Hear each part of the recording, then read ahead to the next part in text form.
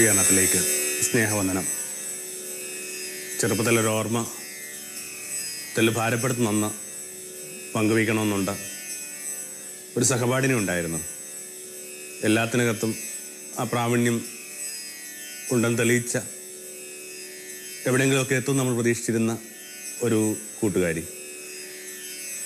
ഒരു ദിവസം സ്കൂളിലേക്ക് വരുന്ന വഴിയിൽ, സ്കൂളിനടുത്തുള്ള ഓടയിൽ കുറേ കുഞ്ഞുങ്ങളെല്ലാം കൂടിയിരുന്ന് ആരെയോ കൂക്കി വിളിക്കുക.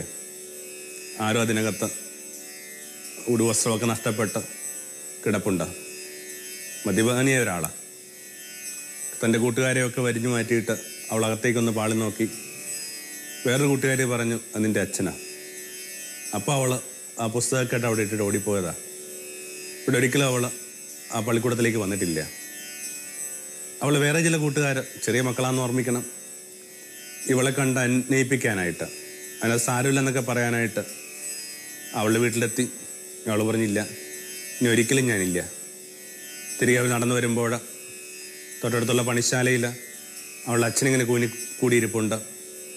അയാൾ ആകാംക്ഷയോടെ ഈ കുഞ്ഞുങ്ങളോട് ചോദിച്ചു, മക്കളെ, അവൾ വല്ലതും പറഞ്ഞ, സ്കൂളിൽ പോകുന്ന വല്ലതും പറഞ്ഞ? ഈ ഒരു അച്ഛനും മകളും ആണ് എപ്പോഴൊക്കെ മദ്യപാനത്തെക്കുറിച്ച് ആലോചിക്കുമ്പോൾ മനസ്സിലേക്ക് വരുന്ന ചിത്രം, ഏറ്റവും പഴക്കമുള്ള ചിത്രം. രണ്ടുപേർക്കും സങ്കടമുണ്ട്. രണ്ടാമത്തെ ആളുടെ സങ്കടം കൊണ്ട് ഈ പെൺകുട്ടിയുടെ ആ തകർന്നു പോയ അല്ലെങ്കിൽ നിശ്ചലമായ ജീവിതത്തിനകത്ത് എന്ത് മാറ്റം വരുത്താനായിട്ട് ഇപ്പോൾ അയാൾക്കാവും. പലപ്പോഴും നമ്മൾ ആ മദ്യപാനം ഒരു വ്യക്തിയുടെ മാത്രം പ്രശ്നമായിട്ടാണ് കരുതുക. പക്ഷെ അതുവഴി അയാൾക്ക് ചുറ്റും സംഭവിക്കുന്ന അഗാർഹികമായ പരിസരങ്ങളിൽ സംഭവിക്കുന്ന പരുക്കുകൾ അത് കാണാതെ പോകുന്നത് ശരിയാണോ? ഒന്നോർത്ത് കഴിഞ്ഞാൽ ഭൂമിയിൽ ഏറ്റവും സമ്മർദ്ദമുള്ള ജീവിതമാണ് അതിനകത്ത് അത്തരമൊരു ശീലത്തിന് അടിപ്പെട്ടവരോട് ജീവിക്കുക എന്ന് പറയുക. ഓരോ നിമിഷവും അയാളുടെ ഉറ്റവരനുഭവിക്കുന്ന അരക്ഷിതാവസ്ഥയുണ്ട്, കഠിന സമ്മർദ്ദമുണ്ട്. ഒരു വിരുന്നിനൊക്കെ പോകുമ്പോൾ അതെന്ത് കൗതുകമുള്ള സന്തോഷമുള്ള അനുഭവമായിട്ട് മാറേണ്ടതാണ്. എന്നിട്ടും അതിന് പകരമായിട്ട് വീട്ടുകാരുടെ ആശങ്ക ഇതാണ്, അവിടെ വെച്ച് ഇയാൾ ഉറക്കെ സംസാരിക്കുമോ? ഇയാൾ തൻ്റെ ശ്രേഷ്ഠതയ്ക്ക് മാന്യതയ്ക്ക് ഇണങ്ങാത്ത മട്ടിൽ പെരുമാറുമോ? കേർമീരയുടെ കഥയുണ്ടല്ലോ, ആമരത്തെയും ഞാൻ മറന്നു.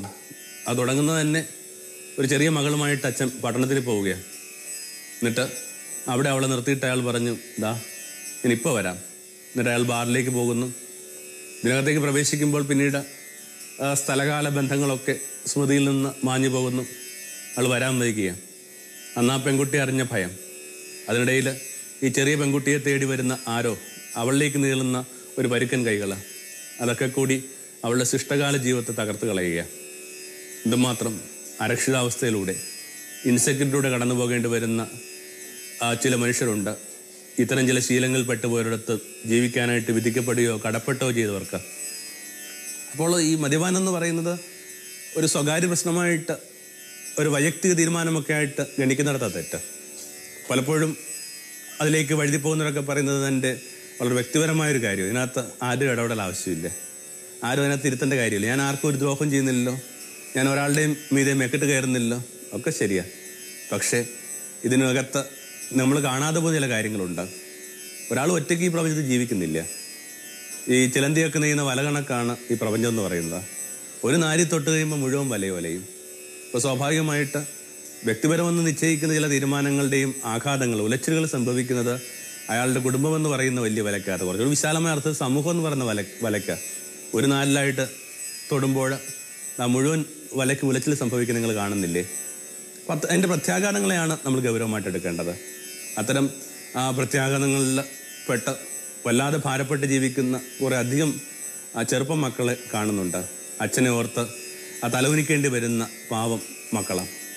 അപ്പോൾ അവർക്ക് വേണ്ടിയൊക്കെയാണ് പക്ഷേ ഈ സന്ധ്യയിൽ ചില വിചാരങ്ങൾ പങ്കുവയ്ക്കാനായിട്ട് ഞാൻ ആഗ്രഹിക്കുക. മദ്യപാനം അതിൽ തന്നെ ഒരു പാപമാണെന്നൊക്കെ ആലോചിക്കുമ്പോൾ അതിനെ പാപമെന്ന് വിളിച്ചു തുടങ്ങണ്ടേ? വാസ്തവത്തിൽ പാപത്തെ എന്ന് പറഞ്ഞ വാക്ക് നിങ്ങൾക്ക് ഇഷ്ടപ്പെട്ടാലും ഇഷ്ടമില്ലെങ്കിലും ഒക്കെ അതിനങ്ങനെ തന്നെ വിളിച്ചു തുടങ്ങുന്നതല്ലേ ഭേദം. കാരണം ഇത് ഏതൊരു പാപത്തിലേക്കുമുള്ള ഒരു ചാലകശക്തിയായിട്ട് ഇത് വർത്തിക്കുന്നുണ്ട്. വളരെ ലളിതമായിട്ട് നമുക്ക് നമ്മുടെ ചുറ്റും നടക്കുന്ന കുറ്റങ്ങളെക്കുറിച്ചൊക്കെ ഒന്ന് നിരീക്ഷണം നടത്തിയാൽ മനസ്സിലാകാവുന്ന കാര്യമാണ് ഇത്. ഏതൊരു കുറ്റത്തിന് പിന്നിലായിട്ട് ഇതിൻ്റെ ഒരു ചാലകശക്തി ഉണ്ട്. അതിപ്പോൾ ഒരു നഗരത്തിനകത്തൊരു ഗുണ്ടാ തറവാഴ്ചയാണെങ്കിലും അല്ലെങ്കിൽ ഒരു പെൺകുട്ടിയുടെ അപമര്യാദയായിട്ട് പെരുമാറിയാലും, ഒരാൾ പണം കണ്ടെത്താനായിട്ട് പുതിയ പുതിയ വഴികൾ കണ്ടെത്തിയാലും ഒക്കെ ഇതിന് പിന്നിലായിട്ടൊരു ചാലകശക്തി ഉണ്ട്. ഒരുപക്ഷെ 10 കൽപ്പനകളെയും ലംഘിക്കാനായിട്ട് മാത്രം തിന്മയുള്ള സാധ്യതയുള്ള ഒരു പ്ലാറ്റ്ഫോമിൻ്റെ പേരാണ് മദ്യപാനം. അപ്പോൾ അതിൽ തന്നെ പാപമാണെന്നുള്ളതിനേക്കാൾ കൂടുതലായിട്ട് മുഴുവൻ പാപങ്ങൾക്കും ഒരുപക്ഷെ കാരണമോ പ്രേരകമോ ഒക്കെ ആയിട്ട് മാറുന്ന ഒരു ഘടകമാണ്. പിന്നെ പാപത്തെക്കുറിച്ചുള്ള നമ്മുടെ ഒരു സങ്കല്പവുമായിട്ട് പൊരുത്തപ്പെട്ടു പോകുന്ന എന്തോ ചില കാര്യങ്ങൾ ഈ മദ്യപാനം സംഭവിക്കുന്നുണ്ട്. എന്താ ഈ പാപം എന്ന് പറയുന്നത്? പുതിയ നിയമത്തിൻ്റെ ഭാഷയിൽ ഒരു നഷ്ടത്തെ വിളിക്കുന്ന വാക്കാ പാപം. നഷ്ടം എന്ന് പറയുമ്പോൾ ഈ മീനിങ്ഫുൾ അല്ലാത്ത, അർത്ഥപൂർണ്ണമല്ലാത്ത ഒരു നിലനിൽപ്പിനെ, അർത്ഥപൂർണ്ണമല്ലാത്ത ഒരു ജീവിതക്രമത്തെയൊക്കെ വിളിക്കേണ്ട വാക്കാണ് നഷ്ടം. ഒരു ബന്ധുദിവസം നിങ്ങൾ നിങ്ങളുടെ കട തുറന്നിട്ടില്ല, ഒരു C ക്ലാസ് കട നിങ്ങൾക്കുണ്ട്.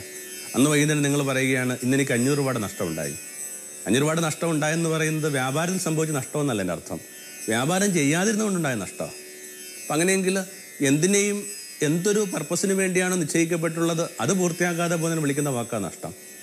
തടവരയിൽ വള്ളക്കാലം കുരുങ്ങിയ ഒരു മനുഷ്യൻ തൻ്റെ ആത്മകഥ എഴുതിയിരിക്കുന്നത് ഇങ്ങനെയാണ്: മൈ ലോസ് ഇയേഴ്സ്, എൻ്റെ നഷ്ടപ്പെട്ടു പോയ സംവത്സരങ്ങൾ. ഞാൻ വിചാരിക്കുന്നു ഒരു ആൽക്കഹോളിക്കിന് അയാളുടെ ജീവിതവുമായിട്ട് ബന്ധപ്പെടുത്തി ഒരു കുറിപ്പ് എഴുതണമെങ്കിൽ അതിന് സ്വീകരിക്കാവുന്ന ടൈറ്റിൽ എന്ന് പറയുന്നത് മൈ ലോസ് ലൈഫ് എന്നുള്ള, അർത്ഥപൂർണ്ണമല്ലാതെ പോകുന്ന ജീവിതം. അപ്പോൾ ഒരു നഷ്ടമാണ് പാവമെങ്കിൽ വലിയ അളവിൽ നഷ്ടം സംഭവിക്കുന്നുണ്ട് ഇതിനകത്ത്. കാരണം ഇത് കുടിച്ചുകൊണ്ടിരിക്കുമ്പോൾ അതിൻ്റെ കെട്ട് ഒന്ന് അടിയുന്നത് വരെയെങ്കിലും ഇയാൾ സോബറല്ല. ഇയാൾ പറയുന്ന കാര്യങ്ങൾക്കും ഇതേയായിട്ട് യാതൊരു ഗൗരവമോ മതിപ്പോ ഇയാളുടെ ചുറ്റിനുള്ളവർ പോലും പുലർത്തുന്നില്ല. കുഞ്ഞുങ്ങളെപ്പോലും ശാസിക്കാൻ തുടങ്ങുമ്പോൾ അവർ പതുക്കെയാണെങ്കിലും പറയുന്നു, അച്ഛൻ്റെ കെട്ടഴിഞ്ഞിട്ട് മാത്രം ഞങ്ങളോട് സംസാരിച്ചാൽ മതി, അതിൻ്റെ ഹാങ് ഓവർന്ന് കഴിയട്ടെ. അപ്പോൾ ഒരാൾ വളരെ അർത്ഥമില്ലാതെ ജീവിക്കേണ്ടി വരുന്നൊരു നേരമെന്ന് പറയുന്നത് അയാളുടെ ജീവിതത്തെ തോർത്ത് ചെയ്യുന്നത്, അയാൾ ജീവിക്കാതെ പോകുന്ന പ്രതിഭ, ആ ജീവിക്കാതെ പോകുന്ന സർഗാത്മകത. അടുത്ത കാലത്തൊക്കെ ആയിട്ട് നമുക്ക് വളരെയധികം പ്രതിഭയുള്ള മനുഷ്യരെ നഷ്ടമായി മലയാളികൾക്ക്. അവർ വളരെയേറെ ചങ്കോട് ചേർത്ത് പിടിക്കാൻ ആഗ്രഹിക്കുന്ന എത്രയോ പേരാണ് വളരെ പെട്ടെന്ന് മരിച്ചത്. കാരണങ്ങൾ പലതും ഉണ്ടാകും, മരണത്തിന് ഇന്ന കാരണമൊന്നുമില്ല. പക്ഷെ എന്നാൽ പോലും അവരിലൊക്കെ നിശ്ചയമായിട്ടുണ്ടായിരുന്നൊരു കോമൺ ഫാക്ടർ എന്ന് പറയുന്നത് അമിതമായിട്ട് ആ മദ്യപാനത്തോട് താല്പര്യമോ ആസക്തിയൊക്കെ പുലർത്തിയിരുന്ന വ്യക്തികളായവരെ. എന്തുമാത്രം എഴുത്തുകാരെയൊക്കെയാണ് നമുക്ക് നഷ്ടമായത്. ഒരു വിശുദ്ധ മദ്യപാനിയുടെ ജീവചരിത്രം എന്നൊക്കെ പറഞ്ഞ് പ്രശസ്തമായ പുസ്തകം എഴുതിയ എഴുത്തുകാരൻ, അയാൾ തന്നെ ഒരു മദ്യപാനിയായിരുന്നു. ജോസഫ് റോത്ത് 36 വയസ്സിലാണ് മരിക്കുന്നത്. അധികമൊന്നും എഴുതിയിട്ടില്ല ഇയാൾ. പക്ഷെ അയാളുടെ പുസ്തകം വായിക്കുമ്പോൾ ഈ മനുഷ്യൻ എന്തുമാത്രം എഴുതാമായിരുന്നു, എന്തുമാത്രം പ്രകാശമുള്ളതായിരുന്നു ഒക്കെ നമുക്ക് വെളിപ്പെട്ട് കിട്ടുക. ജോൺ അബ്രഹാമിനെ എടുക്കുക, ആ ജീവിതത്തെ കലയോ ഒക്കെ ഇത്രയും സത്യസന്ധമായിട്ട് സ്വീകരിച്ചൊരു മനുഷ്യൻ വേറെയില്ല. പക്ഷേ വല്ലാതെ ഇതിൻ്റെ കെട്ടിലേക്ക് ചെന്ന് പോയത് കൊണ്ട് ഒടുവിൽ ഇയാൾക്ക് കലയും ജീവിതത്തെയും ദൂർത്തടിച്ച് ജീവിക്കേണ്ടതായിട്ട് വരുന്നു. അങ്ങനെ പേര് ചൊല്ലി പരാമർശിച്ച് കഴിഞ്ഞാൽ ഒരുപക്ഷെ അവർ ഉറ്റവരിൽ ഭാരമുണ്ടാക്കുന്ന വിധത്തിൽ എന്തുമാത്രം പേരുകൾ എനിക്ക് മനസ്സിലേക്ക് വരുന്നറിയാവോ. സ്വന്തം പ്രതിഭയൊക്കെ ഇങ്ങനെ അർത്ഥപൂർണ്ണമാക്കാതെ അവരുടെ പൊട്ടൻഷ്യാലിറ്റിയെ പൂർത്തീകരിക്കാതൊക്കെ മനുഷ്യർ കടന്നു പോകുന്ന കഷ്ടമല്ലേ. ഏതൊരു മനുഷ്യരുമായിട്ട് ബന്ധപ്പെട്ട് ഉയരാവുന്നൊരു ചോദ്യമുണ്ട്, നിന്റെ ജീവിതം എന്ന് പറയുന്ന പൊന്നാണയം കൊണ്ട് നീ എന്ത് ചെയ്തു? അപ്പോൾ ആ പൊന്നാണയം വിനിമയം ചെയ്യാനോ വ്യാപാരം ചെയ്യാനോ സാധ്യമല്ലാത്ത വിധത്തിൽ ഒരാൾ ഇത്രയും ഈ ലഹരിയുടെ മീതെ നടക്കേണ്ടതുണ്ടോ? ഇത്രയും ഈ പറഞ്ഞ ജീവിത യാഥാർത്ഥ്യങ്ങൾക്ക് മീതെ അക്ഷാർത്ഥത്തിൽ പ്രാഞ്ചി നടക്കേണ്ടതുണ്ടോ? അപ്പോൾ ഒരു ആൾക്ക് സംഭവിക്കുന്ന നഷ്ടമാണ് പാപമെങ്കിൽ വലിയ അളവിൽ ഈ നഷ്ടമെന്ന് പറയുന്ന പ്രക്രിയ സംഭവിക്കുന്ന ഒന്നീ മദ്യപാനം എന്ന് പറയുന്നത്. എല്ലാത്തരം ലഹരികളും ഒന്ന് ആ മദ്യപാനത്തെ ഒന്ന് കോൺസെൻട്രേറ്റ് ചെയ്യുന്നത് മാത്രമേ ഉള്ളൂ. കാരണം ഈ അടുത്ത കാലത്തായിട്ട് BBC നടത്തിയ ഒരു സർവേക്കകത്ത് ഈ ഭൂമിയിൽ തന്നെ ഏറ്റവും കൂടുതൽ മദ്യം കൺസ്യൂം ചെയ്യുന്ന മനുഷ്യർ ഈ ചെറിയ കേരളത്തിനകത്താണ്. നമ്മൾ അതിനകത്ത് നമ്മുടെ പൊൻതൂവൽ സ്ഥാപിച്ചിട്ടുണ്ട്. ഇതിനകത്ത് ഈ നഷ്ടം, അതുകൊണ്ട് ലൂക്കാട് സുവിശേഷം 15-ാം അധ്യായമൊക്കെ എടുക്കുക, അത് നഷ്ടങ്ങളുടെ അധ്യായം. കാരണം അത് പാപങ്ങളുടെ അധ്യായവും വീണ്ടെടുപ്പിൻ്റെ അധ്യായമായതുകൊണ്ടാണ് നമ്മൾ അങ്ങനെ വിളിക്കുന്നത്.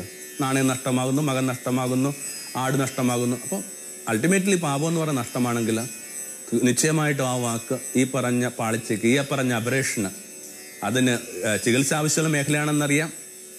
ചിലരില്ലെങ്കിലും അതുപോലെ ജനറ്റിക്കായിട്ട് വന്ന് വീഴുന്നുണ്ട്. ഞാൻ അവരെയൊക്കെ വളരെ സൗമ്യതയോടും സ്നേഹപൂർവ്വവും കണ്ടുകൊണ്ട് തന്നെയാണ് ഇത് പറയുന്നത്. അതിന് പാപം തന്നെ വിളിക്കാനായിട്ട് പരിശീലിക്കേണ്ടതുണ്ട്. അപ്പം പാപത്തിന് വേണ്ടി പുതിയ ഉപയോഗിക്കുന്ന വാക്കിൻ്റെ ശരിക്കുമുള്ള അർത്ഥം മിസ്സിങ് ദ ടാർഗറ്റ് എന്നുള്ള, യു മിസ് ദ ടാർഗറ്റ്. ഏതൊരു ലൈഫിനകത്തും ഒരു ദിശാബോധം ആവശ്യമില്ലേ, ഒരു കൃത്യത ആവശ്യമില്ലേ, ഒരു ഏകാഗ്രത ആവശ്യമില്ലേ? അത്തരം ഏകാഗ്രതകളൊന്നും ഇല്ലാതെ ഒരാൾ ജീവിക്കുന്ന കഷ്ടമല്ലേ. ചരട് പൊട്ടിയ വട്ടം കണക്കാണ് മദ്യപാനിയെന്ന് തോന്നുന്നു.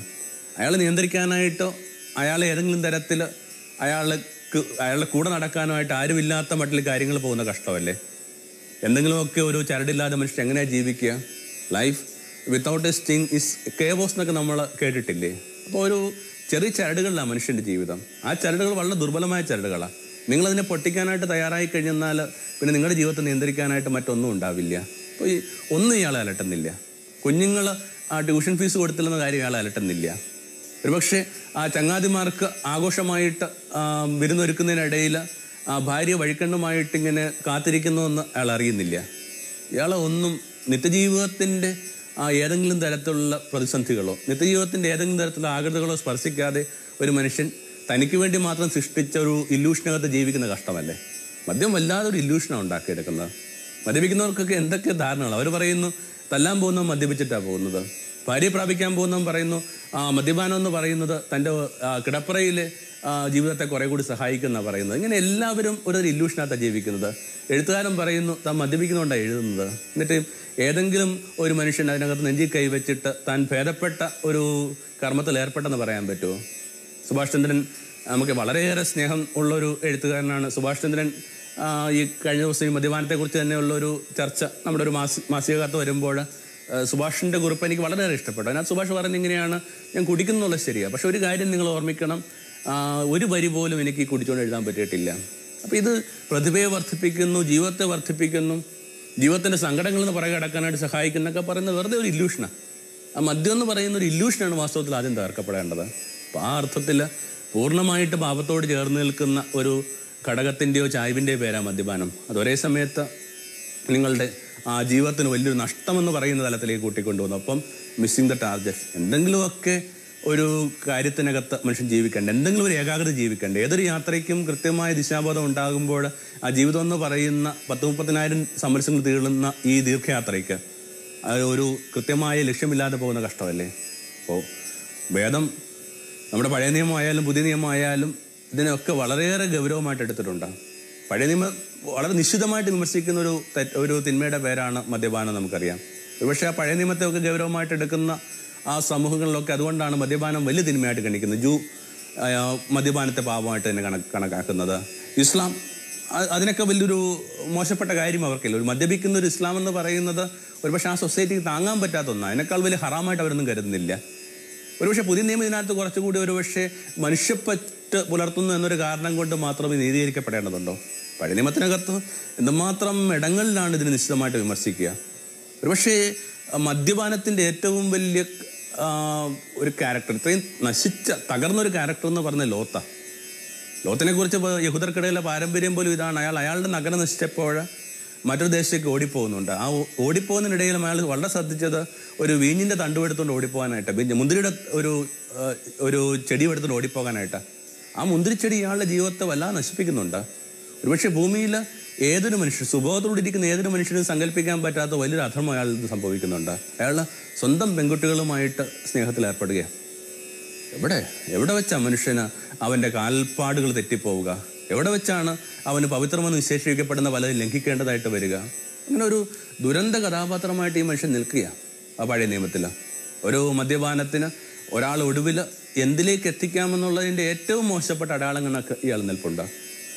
പൊതുവെ പഴയ നിയമം പ്രവാചകന്മാർ പറയുന്ന വാക്കുകൂടി നമ്മൾ ശ്രദ്ധിക്കുക. ഏതെങ്കിലും ഒരാൾക്ക് ഒരു പ്രത്യേകമായ ദൈവവിളി ഉണ്ടാകുമ്പോൾ വളരെ വ്യക്തമായിട്ട് ദൈവം അവനോട് പറയും, നീ ചെറുപ്പം തൊട്ട് ഇതിനകത്ത് നിന്ന് മാറി നിൽക്കണം, ചെറുപ്പം തൊട്ടേ വീഞ്ഞിൽ നിന്ന് ലഹരിയിൽ നിന്ന് മാറി നിൽക്കണം. എന്താ കാര്യം? ദൈവം എന്ന് പറയുന്ന ലഹരിയെക്കുറിച്ച് സംസാരിച്ചു തുടങ്ങേണ്ട ഒരാളാണ് പ്രവാചകൻ. എന്നിട്ടും ദൈവം എന്ന് പറയുന്ന ലഹരിയെക്കുറിച്ച് സംസാരിച്ചു തുടങ്ങേണ്ട മനുഷ്യർ ചെറിയ ചെറിയ ലഹരികളിൽ തന്നെ മുങ്ങിയും പൊങ്ങിയും ഒക്കെ ആ വലിയ ലഹരി മറന്നു പോകുന്ന കഷ്ടമല്ലേ? പിന്നെ അവർക്ക് ഈ ദൈവം എന്ന് പറയുന്ന ലഹരിയെക്കുറിച്ച് പറയാനായിട്ട് എന്താ ധാർമ്മിക അവകാശം? ഒരുപക്ഷെ ഇത്രയും ആർജവത്തോടുകൂടി ഇതിനകത്തൊക്കെ ഒരു നിലപാട് സ്വീകരിക്കാൻ പറ്റുന്ന പ്ലാറ്റ്ഫോം എനിക്കുണ്ടെന്ന് അറിഞ്ഞുകൂടാ. ചെറിയ ചെറിയ പാളിച്ചകൾ നമ്മുടെയൊക്കെ ജീവിതത്തിൽ പറ്റിയിട്ടുണ്ട്. പക്ഷേ ഇപ്പോൾ നമുക്ക് ലഭിച്ചൊരു പ്രകാശത്തിനകത്ത് നമ്മൾ വിചാരിക്കുന്നു ഏതെങ്കിലും തരത്തിൽ ക്രിസ്തുവായിട്ടോ സുവിശേഷവുമായിട്ട് ബന്ധപ്പെട്ട മനുഷ്യർ നിശ്ചയമായിട്ടും ഉറപ്പുവരുത്തേണ്ട ഒരു ഘടകം ഈ ചെറിയ ലഹരികൾക്ക് ഒരുങ്ങിപ്പോകുന്നില്ലെന്നുള്ള, അല്ലെങ്കിൽ അവർക്ക് വലിയ ലഹരിയെക്കുറിച്ച് പറയാനായിട്ട് എന്താണ്, എവിടെയാണ് അവകാശം, എന്ത് ധാർമ്മിക ബലം, എന്ത് ക്രെഡിബിലിറ്റി അവർക്കുണ്ട്? അപ്പോൾ ഇതൊക്കെയാണ് ആ പഴയ നിയമത്തിൻ്റെ പക്ഷം. ക്രിസ്തുവിലേക്ക് എത്തുമ്പോൾ ആ ക്രിസ്തു കുറേ കൂടി ഒരു സോഷ്യൽ ബീങ് ആയിട്ട് ജീവിച്ചൊരു മനുഷ്യനാണ്. വിരുന്നുകളെ ഒഴിവാക്കുകയോ അല്ലെങ്കിൽ വിരുന്ന് മേശകളിലൊക്കെ ആയിരിക്കാനായിട്ട് ഇഷ്ടപ്പെട്ട് ഈ സോക്കോൾഡ് പറ്റൊക്കെ ഉള്ള ഒരാളുടെ പേരാണ് നസ്രത്തിൽ യേശു. അതുകൊണ്ട് ക്രിസ്തുവിനെ വീഞ്ഞുമൊക്കെ ആയിട്ട് ബന്ധപ്പെടുത്തി നമ്മൾ കാണുന്നുണ്ട്. പക്ഷേ ഒരു കാര്യം കൂടി നമ്മൾ മനസ്സിലാക്കണം, വീഞ്ഞെന്ന് പറയുന്നത് യഹൂദർക്ക് ഒരു മദ്യം കണക്കുള്ള പദാർത്ഥം, ഒരു ദ്രാവകം അല്ലായിരുന്നു. മുന്തിരി വിളയുന്ന നാടാണ്. മുന്തിരി വിളയുന്ന നാടിനകത്ത് ഈ മുന്തിരിയിൽ നിന്ന് ഉണ്ടാക്കാവുന്ന ഏക ഉൽപ്പന്നം എന്ന് പറയുന്നത് വീഞ്ഞ. അപ്പോൾ അത് അവരുടെ ഒരു ടേബിളിൻ്റെ ഭാഗം, മേശയുടെ ഭാഗമാണ്. ഒരുപക്ഷെ വെള്ളത്തേക്കാൾ കൂടുതലായിട്ട് വിളമ്പി കൊടുത്തിരുന്നത് വീഞ്ഞ. അപ്പോൾ ഒരുപക്ഷെ എന്തിനകത്തും തങ്ങൾക്ക് വേണ്ടി കാരണങ്ങൾ കണ്ടെത്തുന്ന, തങ്ങൾക്ക് വേണ്ടി നീതീകരണങ്ങൾ കണ്ടെത്തുന്ന മനുഷ്യർ പറയും ക്രിസ്തുവിൻ്റെ ആദ്യത്തെ അത്ഭുതം തന്നെ ഈ വെള്ളം വീഞ്ഞാക്കിക്കൊണ്ടാണല്ലോ. പക്ഷേ വളരെ എന്താ പറയുന്നത്, ഫലിതം തോന്നുന്നൊരു ആർഗ്യുമെൻ്റാണ് ഇത്. ഒരു കാര്യത്തിനകത്ത് നിങ്ങൾക്ക് മാറി നിൽക്കാനായിട്ടുള്ള കാരണങ്ങളാണ് കണ്ടെത്തേണ്ടത്, നിലനിൽക്കാനുള്ള കാരണങ്ങൾ കണ്ടെത്തേണ്ടത്. ഇത് നമ്മൾ നമുക്ക് വേണ്ടി കണ്ടെത്തുന്ന ചില റാഷണലൈസേഷനാണ്. ഈ വെള്ളം വീഞ്ഞാക്കി എന്നൊക്കെ പറയുന്നത് എന്തുമാത്രം പ്രതലങ്ങളുള്ള, എന്തുമാത്രം പ്രകാശമുള്ളൊരു വിചാരം. എന്താ വെള്ളം വീഞ്ഞാക്കുക എന്ന് പറഞ്ഞതർത്ഥം? ഒന്ന് നിശ്ചയമായിട്ട് നമ്മുടെ സാധാരണ ജീവിതക്രമത്തിന് അവൻ ലഹരി തരാൻ പോകുന്നില്ല. എന്താ വെള്ളം എന്ന് പറയുന്നത് തന്നെ അതാണ്, ഓർഡിനറി ജീവിതത്തിൻ്റെ വളരെ ഓർഡിനറിയായ വഴികളെ അവൻ്റെ ഇടപെടലോടുകൂടി അവൻ ലഹരിയുള്ളതാക്കി മാറ്റാൻ പോകുന്നുള്ളതിൻ്റെ സൂചനയായിട്ടാണ് ഇത് ആരംഭിക്കുന്നത്. അപ്പം ഈ പരിശുദ്ധാത്മാവുള്ള ജീവിതത്തിന് വിളിക്കുന്ന വാക്കും ഈ വീഞ്ഞുമായിട്ട് ബന്ധപ്പെട്ടതാണ്. പെന്തക്കോസ്ത് അവസ്ഥ നമ്മൾ വായിച്ച് കേൾക്കുന്നില്ലേ? ശിഷ്യന്മാർ സംസാരിച്ച് തുടങ്ങുമ്പോഴേക്ക് ആൾക്കൂട്ടം പറയുന്നു ഇവർ വീഞ്ഞു കുടിച്ചവരാ.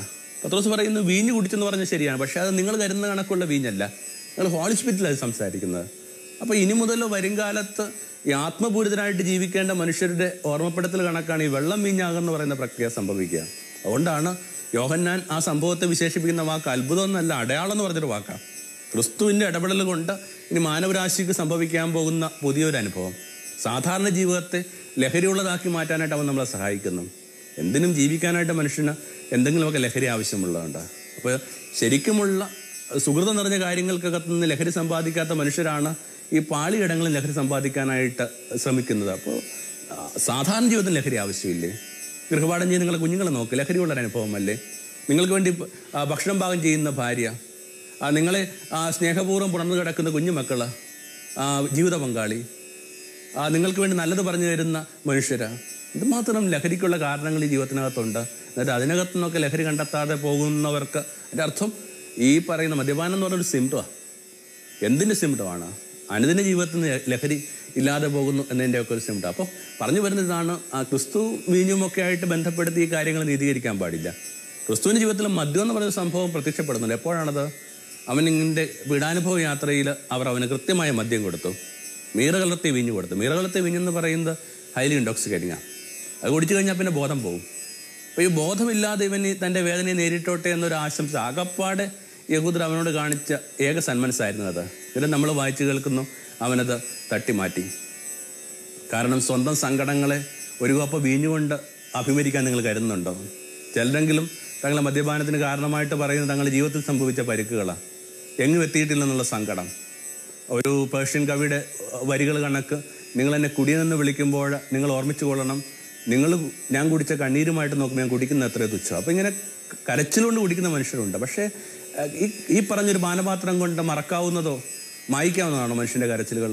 അതുകൊണ്ട് അവനതിനെ തട്ടിമാറ്റി. എന്നിട്ട് അവൻ ഭൂമിയിലുള്ള എല്ലാ പുരുഷന്മാരോടും അപ്പോൾ സ്ത്രീകളോടും പറയും, സങ്കടങ്ങളെ ആണിനെ കണക്കും പെണ്ണിനെ കണക്കും നേരിടുക പ്രധാനം, അല്ലാതെ കോപ്പ കൊണ്ട് അതിനെ മറന്നു പോകുക എന്നുള്ളതല്ല. അപ്പോൾ ഇതൊക്കെയാണ് ക്രിസ്തുവുമായി ബന്ധപ്പെട്ട നമ്മുടെ ചില വിചാരങ്ങൾ. സത്വിചാരങ്ങൾ കൊണ്ട് മാത്രം നിയന്ത്രിക്കാവുന്ന, ക്രമപ്പെടുത്താവുന്നതാണ്. ഇതിനോടുള്ള ആസക്തി എന്നൊന്നും ഉള്ള വലിയ മുൻവിധികളോ വാശിയൊന്നും ഇല്ല. എന്നാലും ചില സദ്വിചാരങ്ങൾ നമ്മളെ സഹായിക്കുന്നില്ലേ? ചില വിശപ്പുകളെയൊക്കെ ശമിപ്പിക്കാനായിട്ട് വാക്ക വേണമെന്ന് ക്രിസ്തു പറഞ്ഞിട്ട്, വാക്ക് എന്ന് പറയുന്നൊരു ഘടകം വേണമെന്ന് ക്രിസ്തു പറഞ്ഞിട്ടില്ല. അങ്ങനെയെങ്കിൽ എന്തുമാത്രം കാര്യങ്ങൾ സുവിശേഷത്തിനകത്ത് ധ്യാനിക്കുമ്പോൾ കുറേ കൂടി പ്രകാശത്തിൽ ജീവിക്കാനായിട്ട് നമ്മളെ പ്രേരിപ്പിക്കുന്നതായിട്ടുണ്ട്. സാധാരണയായിട്ട് ക്രിസ്തു പറയുന്ന, അല്ലെങ്കിൽ പുതിയ നിയമം പറയുന്ന, നിങ്ങൾ ദൈവത്തിൻ്റെ ആലയമാണെന്നുള്ള വിചാരത്തെ ബലപ്പെടുത്തുന്നതല്ല അല്ലേ? You are the temple. ഏറ്റവും പുരാതനമായ ക്ഷേത്രത്തിൻ്റെ പേരാണ് ശരീരം. നമ്മൾ അങ്ങനെയല്ലേ വായിച്ചു കേൾക്കുന്നത്? മണ്ണുകൊണ്ട് ദൈവം മനുഷ്യനെ മനഞ്ഞുണ്ടാക്കിയിട്ട് അവൻ നാസാരന്ധങ്ങൾ നിശ്വസിച്ചു. അപ്പോൾ the most ancient temple is the body. അത്രയും പവിത്രമായൊരു ക്ഷേത്രത്തെ ആ ചെറിയ ചെറിയ ഘടകങ്ങൾ കൊണ്ട്, ഡിഗ്നിറ്റി ഇല്ലാത്ത ഘടകങ്ങൾ കൊണ്ട് നിങ്ങൾക്ക് ഏതെങ്കിലും തരത്തിൽ മോശമാക്കണമോ, അപമാനിക്കണമോ? അപ്പോൾ അത് അതിൻ്റെ റോയൽറ്റി നിലനിർത്തുക, അതിൻ്റെ ഏറ്റവും ശ്രേഷ്ഠത നിലനിർത്തുക, അതിൻ്റെ ഏറ്റവും മാന്യത നിലനിർത്തുക. പലപ്പോഴും ഈ ശരീരം ക്ഷേത്രമാണെന്നുള്ള ബോധം മറക്കുന്നിടത്താണ് ഈ ശരീരവുമായി ബന്ധപ്പെട്ട എല്ലാ പാളിച്ചകളും ആരംഭിക്കുക. നമ്മൾ വായിച്ചു കേൾക്കുന്നില്ലേ, ഒരു പള്ളിമുറ്റത്ത് നിന്നുകൊണ്ട് ചെറുപ്പക്കാരൻ പറയുകയാണ്, ഈ പള്ളി തകർക്കുക, മൂന്നാം നാൾ ഞാൻ എന്നെ കെട്ടിപ്പൊക്കാം.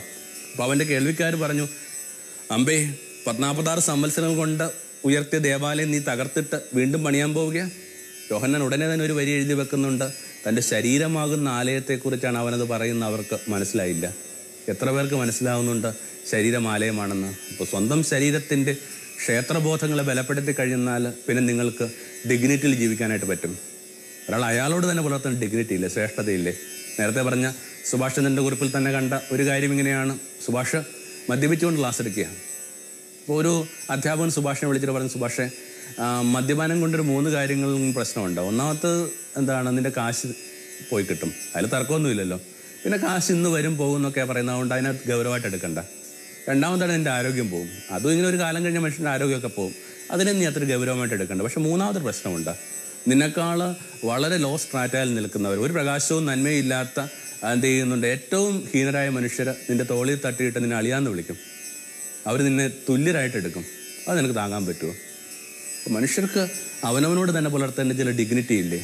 ആ ഡിഗ്നിറ്റിയും ക്ഷേത്രബോധവും കൊണ്ടൊക്കെ വേണമെങ്കിൽ നേരിടാവുന്നതാണ് ഇത്തരം ചില അപരാധങ്ങളിലേക്കുള്ള ചായ്വുകളെന്ന് തോന്നുന്നു. ഒരു ചെറിയൊരു വിഷമം പങ്കുവയ്ക്കാനുള്ളത് പതുക്കെ ഇതിൻ്റെ അരുതുകളില്ലാതെ പോകുന്നു. ഒരു ടാബു ആണെന്നുള്ള കാര്യം ഇപ്പോൾ പലരും മനസ്സിലാക്കുന്നില്ല. പണ്ട് എവിടെ മദ്യപിക്കണമെന്നും എവിടെ മദ്യപിക്കരുതെന്നും ആരുടെ മുമ്പിൽ ഇരിക്കരുതെന്നും ഒക്കെയുള്ള ചില കാര്യങ്ങളൊക്കെ ഉണ്ടായിരുന്നു. ഇപ്പോഴാവട്ടെ ആ കുടുംബം തന്നെ ഇതിന് പശ്ചാത്തലമായിട്ട് മാറുന്നു. ഇത് വളരെ ഡൊമസ്റ്റിക് എന്ന് പറയുന്ന സംഭവമായിട്ട് മാറുന്നുണ്ട്. വിശേഷ അവസരങ്ങളിൽ ചടങ്ങുകൾക്കൊക്കെ ആയിട്ട് ഇത് നന്നായിട്ട് വിളമ്പുന്നുണ്ട്. വീടിനകത്ത് ഇതിനോട് അരുതെന്ന് പറയേണ്ട സ്ത്രീകൾ പോലും അതിനുള്ള ചെറിയ ഉപദംശങ്ങളൊക്കെ ഇട്ട് അവരുടെയൊക്കെ ഭാഷ പറഞ്ഞ് കൃത്യമായിട്ട് ടച്ചിങ്സ് ഒക്കെ ഉണ്ടാക്കി ഈ കാര്യത്തെ കൊഴുപ്പിക്കുന്നുണ്ട്. നമുക്ക് എന്ത് അവകാശമുണ്ട് പിന്നീട് മക്കളോട് നല്ല പറയാനായിട്ട്? കുഞ്ഞുമക്കളെ ആ ബീവറേജിന് മുമ്പിലായിട്ട് ക്യൂ നിൽക്കാനായിട്ട് വിട്ടിട്ട് അവർ കുടിക്കുന്നില്ല, നിങ്ങളും കുടിക്കുന്നില്ല എന്ന് പറഞ്ഞൊക്കെ വളരെ ഫ്ലിംസിയായ കാരണങ്ങളാണ്. നിങ്ങൾ എന്തിലോട്ടാണ് നിങ്ങളുടെ വീടിനെ കൂട്ടിക്കൊണ്ട് പോകുന്നത്? മുത്തുകൾ പന്നികൾക്ക് ഇട്ടുകൊടുക്കരുതെന്നൊക്കെ ബൈബിളിൽ പറയുന്നതിൻ്റെ ഒരർത്ഥം ഒരു പക്ഷേ നിങ്ങളുടെ മക്കളെ ബീവറേജിൻ്റെ മുമ്പിൽ ക്യൂ നിർത്തരുതെന്നുള്ളത് കൂടിയൊക്കെ ആയിരിക്കും. അതുകൂടിയൊക്കെ നമ്മൾ ഗൗരവമായിട്ട് എടുക്കണ്ടേ? അപ്പോൾ ഈ ചില അരുതുകളെ തിരികെ പിടിക്കുക എന്നുള്ളതാണ്. ഇത് അത്രയും സോഷ്യലായിട്ട് അക്സെപ്റ്റ് ചെയ്യപ്പെടേണ്ട ഒരു കാര്യമാണോ എന്നുകൂടി ഇത്തിരി പ്രകാശമുള്ളവർ ഒരുമിച്ചിരുന്ന് ആലോചിക്കേണ്ടതല്ലേ? വീടുകളിൽ എന്തെങ്കിലുമൊക്കെ ഒരു ചടങ്ങ് നടക്കുമ്പോൾ വേണമെങ്കിൽ ആ വീട്ടുകാർക്ക് ഇങ്ങനെ തീരുമാനിക്കാൻ പറ്റില്ലേ, ഇവിടെ ഇത് വേണ്ടെന്ന് നമ്മൾ വെക്കുക. അതിനൊക്കെ വേണ്ടി ചിലവഴിക്കുന്ന ധനമെന്ന് പറയുന്നതിന് കണക്കില്ല. ഒരുപക്ഷെ നിങ്ങൾ മുഴുവൻ റിസപ്ഷന് വേണ്ടി ചെയ്യുന്നതിനേക്കാൾ കൂടുതൽ ചിലവാണ് ഈ പറയുന്ന കുപ്പികൾക്ക് വേണ്ടി നൽകുന്നതിനൊക്കെ അതുമായിട്ട് ബന്ധപ്പെട്ട കണക്കുകൾ സൂചിപ്പിക്കുന്നുണ്ട്. ഇതുമാത്രം പേര് ഇങ്ങനെ പട്ടിണി കിടന്ന് നിൽക്കുന്ന ഒരു നാടിനകത്ത് ഇത്തരം സോക്കോൾഡ് സോഷ്യൽ ആഡംബരങ്ങൾ നിലനിർത്തേണ്ടതുണ്ടോ? അത് അനുവദനീയമാണോ? ഒരാൾ ഇങ്ങനെ മദ്യപിച്ചിട്ട് റെയിൽവേ സ്റ്റേഷനിൽ നിൽക്കുക, എന്നിട്ട് അയാൾ പറഞ്ഞു, പോട്ടറെ കണ്ട് പറഞ്ഞു, എൻ്റെ മകളുടെ ബർത്ത്ഡേ ഇന്ന്, ഞാൻ അവൾക്ക് വേണ്ടി സമ്മാനം തപ്പാനായിട്ട് ആഗ്രഹിക്കുന്നു, പക്ഷെ എനിക്ക് അത്രയും ഒരു ഉറപ്പില്ല, സോബറല്ല ഞാൻ, നീ എന്നെ സഹായിക്കണം. എന്നിട്ട് ഇയാളെയും പിടിച്ചുകൊണ്ട് വലിയൊരു സ്റ്റോറിലേക്ക് കൊണ്ടുപോയി. നിറയെ കൗതുക വസ്തുക്കളുള്ള ഈ കടയിൽ വന്നിട്ട് ഈ പോട്ടർ അനങ്ങാൻ നിൽക്കുക. അപ്പോൾ ഇയാൾ പറഞ്ഞു, നിന്നോടല്ലേ പറഞ്ഞു എനിക്ക് വേണ്ടി എൻ്റെ മകൾക്ക് വേണ്ടി സമ്മാനം തപ്പിത്ത? അപ്പോൾ ഈ പോട്ടർ ഈ മനുഷ്യരോട് പറഞ്ഞു, സാർ, നിങ്ങൾക്ക് കൊടുക്കാവുന്നതും എന്നാൽ നിങ്ങൾ ഇത്രയും കാലം കൊടുക്കാതെ പോയ ഒരു സമ്മാനത്തെക്കുറിച്ച് ഞാൻ പറയട്ടെ. വേണമെങ്കിൽ ഈ രാത്രി നിങ്ങൾക്കത് കൊടുക്കാൻ പറ്റും. എന്താണത്? സ്വഭാവത്തോടുകൂടി ചെല്ലുന്ന ഒരച്ഛൻ.